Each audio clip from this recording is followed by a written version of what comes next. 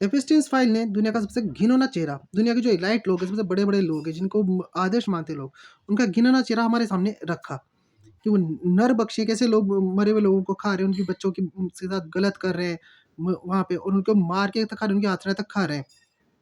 छोटे-छोटे बच्चों को उन लोगों ने निचोड़ रखा। लेकिन आप यकीन नहीं करेंगे कि ये सब एक स्पिरिचुअल सेरेमनी का हिस्सा है। जी हाँ, स्पिरिचुअल सेरेमनी मतलब आध्यात्मिक चीज़ों का। वहाँ पे उसके आइलैंड में एक टेम्पल था। उस देवता का नाम है मोलेक। अब ये मोलेक कौन है और क्यों उसकी पूजा की जाती है और ये इसी तरीके क्यों इन बच्चों को मारा जाता है, क्यों उसकी बलि चढ़ाई जाती है, उसके बारे में थोड़ा जानते हैं। मोलोच, मोलेक या मोलेक एक ऐसा शब्द है जो हिब्रू बाइबल में कई बार आता है, मुख्य रूप से लेवी की पुस्तकों में। ग्रीक सेप्टुअगिंट से इसको राजा कहता है, इसका मतलब राजा होता है। लेकिन जो मूल शब्द है मिलके इसकी उत्पत्ति हुई है और उसका अर्थ है शासन करना।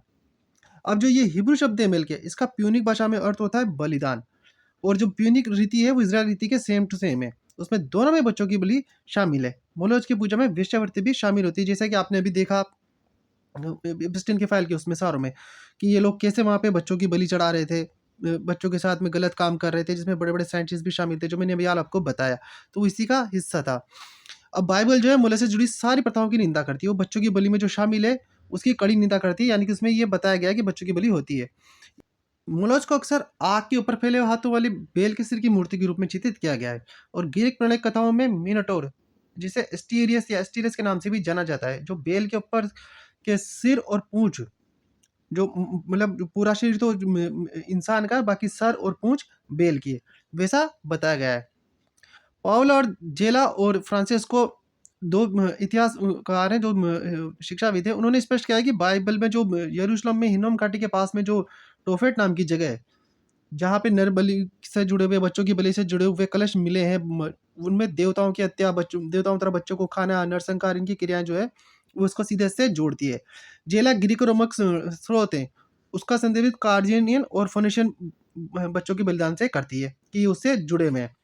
ग्रीक रोमन स्रोतों और इतिहासकारों जैसे सोफोक्लीज, मिनोस, थियोफ्रेस्टस, क्लिस्कार्टस ने कार्थिक वासियों को बच्चों को जलाकर बलि देने की जो प्रथा है, उसकी जो रीति है, उसके बारे में बार-बार बताया है। और 1921 के बाद में जो कार्थेज में तथाकथित इस्लामों का जो टोफेट मिला है, मतलब टोफेट की वहाँ पे जो जो खोज हुई है, वहाँ पे भी दाह संस्कार के बच्चों के कलश मिले हैं। बुद्ध मिले हैं, वहाँ पे काफ़ी सारी स्टैचूज़ मिले हैं।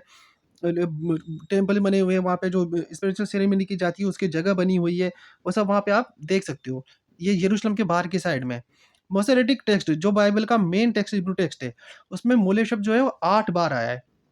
5 बार तो खाली लेवी की बुक में आया है, और 1 बार किंग्स की बुक में, और 1 बार यिम्राह की बुक में।